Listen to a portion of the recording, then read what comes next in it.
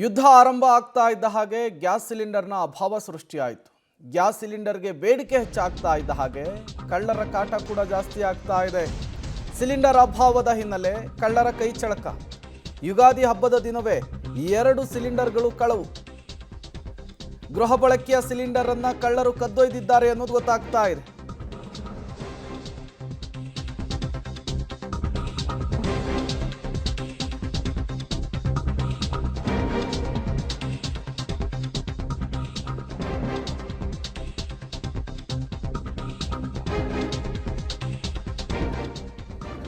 Helmet ಅನ್ನು ಹಾಕೊಂಡು cylinder ಅನ್ನು ಕದ್ದು ಪರಾರಿಯಾಗಿದ್ದಾರೆ ಖದೀಮರು.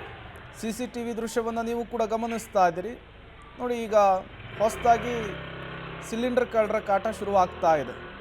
ಎಲ್ಲಿ ಹುಡುಕಿದ್ರೂ ಸಿಲಿಂಡರ್ ಸಿಗ್ತಾ ಇಲ್ಲ. ಈ ಏಜೆನ್ಸಿಗಳ ಮುಂದೆ ಕ್ಯೂ ನಿಲ್ಲಬೇಕಾದಂತಹ ಪರಿಸ್ಥಿತಿ, ಹೋಟೆಲ್ಗಳನ್ನು ಕ್ಲೋಸ್ ಮಾಡಬೇಕಾದಂತಹ ಪರಿಸ್ಥಿತಿ.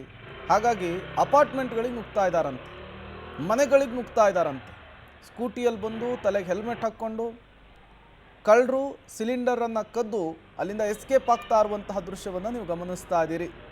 ಈಗ ಪೊಲೀಸರಿಗೆ ಮತ್ತೊಂದು ಹೊಸ ತಲೆಬೇನೆ ಶುರುವಾದಂತೆ ಕಾಣಿಸ್ತಾ ಇದೆ.